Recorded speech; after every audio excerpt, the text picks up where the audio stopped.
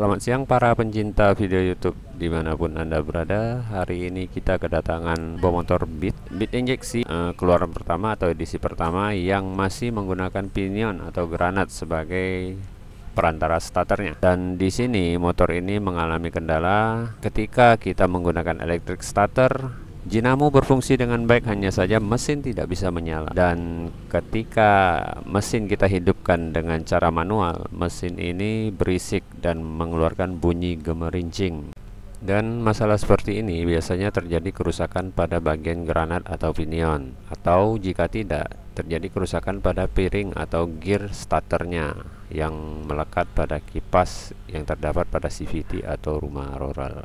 Dan ternyata di sini teman-teman bisa lihat pinion atau granatnya ini telah rusak ya teman-teman, karena dia udah tidak bisa kembali lagi ke tempatnya ketika diputar oleh dinamo seperti yang saya perlihatkan ini. Seharusnya yang terjadi adalah ketika dia maju ke depan, gear ini maju ke depan dan memutar piring starternya. Setelah itu dia akan mengendap lagi ke belakang untuk menghindari hantaman dari putaran gear starter. Dan bisa teman-teman lihat di sini, pinion yang kita perhatikan saat ini adalah pinion yang sudah tidak berfungsi dengan normal, karena per pendorong untuk gear ini supaya mengendap lagi ke belakang sudah tidak berfungsi, dan dia tidak bisa kembali ke posisi asalnya ketika kita melakukan starter menggunakan electric starter. Hal seperti ini sebenarnya lumrah terjadi karena dari seiring masa pemakaian pinion atau granat, tentu saja kerusakan ini akan terjadi. Nah, kita bandingkan sekarang dengan pinion yang masih bagus atau masih baik, pinion baru ini. Dia akan kembali ke tempat semula, dalam arti ketika dia menghidupkan mesin, dia akan kembali ke posisinya dan tidak terjadi gesekan yang menimbulkan bunyi gemerincing seperti yang dialami oleh kendaraan ini teman-teman. Dan dalam kasus seperti ini jelas pinion atau granat ini tidak lagi bisa dipakai karena sudah rusak dan tidak bisa berfungsi secara normal. Jadi pinion ini akan kita ganti teman-teman. Dan inilah ilustrasi tentang bagaimana sistem kerja daripada pinion ini. Ketika kita menekan tombol kickstarter atau electric starternya teman-teman, gear pada pinion starter ini akan maju ke depan sehingga dia dapat memutar gear atau piring starter untuk menghidupkan kendaraan ini. Dan setelah dia menghidupkan kendaraan ini, gear itu akan kembali ke posisinya teman-teman. Dalam arti di sini dia akan mundur kembali ke belakang sehingga tidak terjadi hantaman antara si gear pinion dengan piring starternya. Nah, dengan digantinya pinion yang telah rusak dengan pinion yang baru, tentu saja dia akan bisa kembali ke tempatnya ketika setelah dia menghidupkan mesin ini atau menyalakan mesin ini. Namun ada satu masalah tambahan teman-teman yang kami dapati setelah memasang pinion yang baru. Hal yang sama terjadi lagi, dalam arti pinion starter baru yang kami pasang itu tidak berfungsi atau tidak menghilangkan bunyi daripada hantaman piring starternya, dan bunyi gemerincing itu terus ada. Dan setelah diselidiki ternyata piring starternya itu telah gundul teman-teman. Lubangnya sudah tidak ada grip lagi atau gigi kecil yang harusnya terhubung atau terpasang dengan rapat pada as crankshaft atau as rumah rollernya atau as CVT. Maka dari itu wajar saja sih kalau motor ini di starter atau menggunakan electric starter itu tidak berdampak apa-apa, dalam arti tidak bisa menyalakan mesin ini sama sekali. Semua itu dikarenakan piring starternya ini atau gear starternya itu berputar di tempat teman-teman. Jadi tidak memutar si as crankshaft atau as dari rumah CVT ini. Nah, seperti ini teman-teman. Karena piring ini telah gundul atau piring gear ini telah gundul, otomatis kita tidak bisa berbuat apa-apa lagi. Ya, jalan satu-satunya harus melakukan penggantian unit atau penggantian terhadap gear atau piring starter ini, teman-teman. Karena jika tidak, penggantian pinion baru sekalipun tidak akan bermanfaat sama sekali.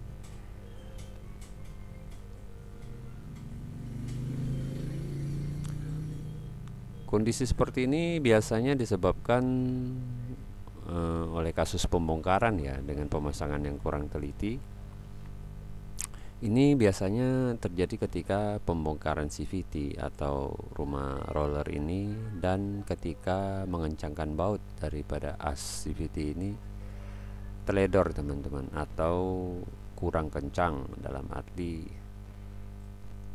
tidak cukup terik nutnya, dan itu menyebabkan ketika terjadi pergerakan mesin seiring waktu, nut penguncinya itu mengendor tanpa kita sadari, teman-teman. Dan hal itu jika kita tidak mengetahuinya, otomatis si piring starter ini akan terancam rusak seperti yang dialami oleh kendaraan ini. Itu adalah salah satu penyebabnya, teman-teman. Dan ketika hal seperti ini terjadi, ya mau nggak mau piring starternya harus kita ganti, karena kita nggak ada pilihan lain. Dan ternyata tidak hanya itu, teman-teman.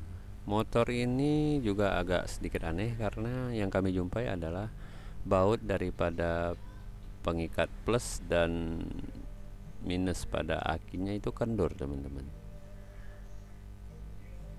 Dan hal ini sebenarnya sangat berpengaruh juga dengan kinerja daripada aki, karena ketika baut dari aki ini kendur, otomatis akan terjadi arus liar, teman-teman. Karena ketika kita mengoperasikan kendaraan ini, pastinya terjadi getaran ketika kita berjalan ya. Maka jika terjadi kendur pada kutub positif atau negatif aki ini, sebaiknya teman-teman cepat mengencangkannya. Jika tidak, aki akan terancam cepat shock, karena kabel yang terikat pada kutub plus dan minusnya ini juga akan mengalami pemanasan, teman-teman, yang dikarenakan konsleting oleh getaran. Jadi ada gesekan antar kutub, karena kutub dari aki ini memiliki arus. Dan oleh karena si pemilik motornya belum datang, teman-teman ya, kita akan pending kerjaan ini sambil menunggu si pemilik kendaraan, karena kita ingin mengkonfirmasi kerusakan yang dialami kendaraan ini, dan kita tidak bisa sembarangan melakukan penggantian unit baru terhadap motor atau kendaraan tanpa sepengetahuan si pemilik, karena kita harus bernegosiasi dulu dengan si pemilik motor supaya kita ketemu jalan tengahnya, atau mungkin dia akan menyetujui untuk penggantian unit ini, karena ini adalah kendaraan orang juga, jadi kita tidak bisa sembarangan. Dan setelah kita menunggu sampai si pemilik motor datang, dan ternyata dia mengiyakan untuk penggantian gear starter ini, dan di sini kita menggunakan spare part asli dari Honda ya.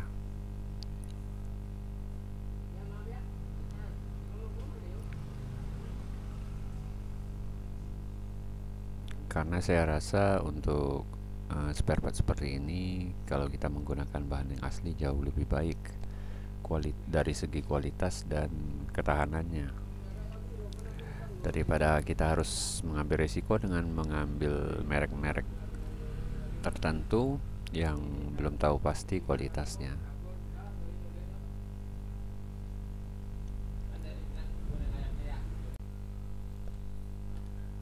Dan dalam proses pemasangan gear daripada starter ini, teman-teman harus berhati-hati, setidaknya lebih teliti. Bagi teman-teman yang baru di dunia perbengkelan, teman-teman harus belajar lebih teliti. Kerja lebih lamban tidak masalah daripada kerja cepat, tapi kalau hasilnya nggak memuaskan atau mengecewakan pelanggan, itu akan lebih berbahaya. Sebaiknya kita mengutamakan ketelitian ketimbang kecepatan. Karena jika kita mengutamakan kecepatan dalam mengerjakan mesin atau hal-hal yang sedikit rumit seperti ini, berisiko menimbulkan keteledoran, dan tentu saja hal ini tidak boleh terjadi, mengingat kita sedang mengerjakan motor orang lain atau motor konsumen. Otomatis kita harus menjaga supaya mereka tidak kecewa dengan hasil yang kita kerjakan. Namanya juga membuka sebuah usaha, yang harus kita jaga adalah langganan atau pelanggan. Makanya kita lebih baik mengutamakan ketelitian ketimbang kecepatan ketika melakukan sebuah pekerjaan.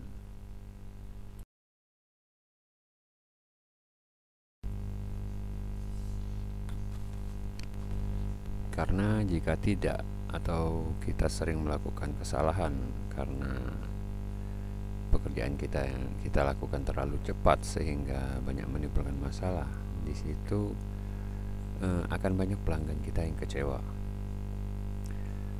Kembali lagi ke mesinnya, teman-teman ya. Sekarang kita memasang kipas daripada CVT ini.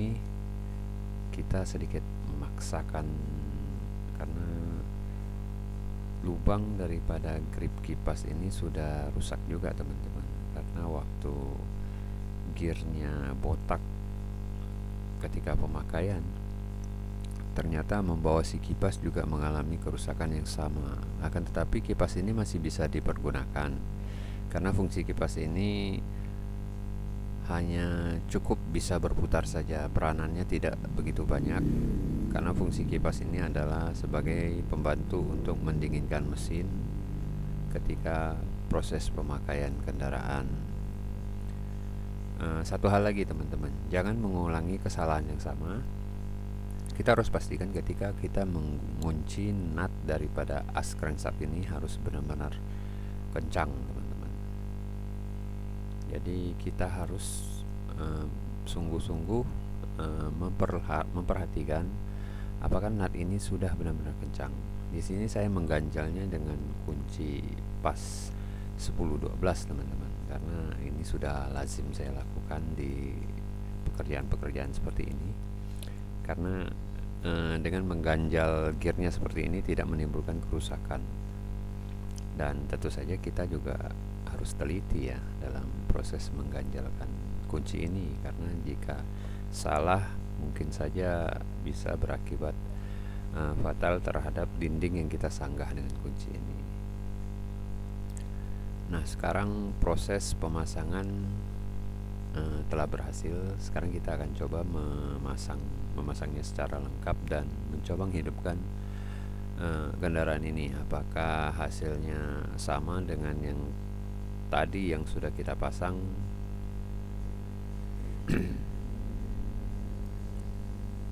Saya rasa sekarang dia akan berfungsi dengan normal, mengingat gear dari starternya sudah baru juga. Seharusnya ini berfungsi dengan sebagaimana mestinya. Nah, di sini sebelum kita menutup cover mesinnya untuk memastikan kalau pinion dan gear starternya telah berfungsi secara normal ya, atau telah kembali normal, kita akan melakukan pengetesan dengan cara menekan topi daripada pinion ini. Hati-hati ketika melakukan hal seperti ini karena tangan bisa saja mengenai kipas yang berputar. Dan ternyata mesin ini telah kembali normal dan gigi piringan starternya telah berfungsi lagi. Nah, seperti inilah teman-teman proses pemasangan atau penggantian dan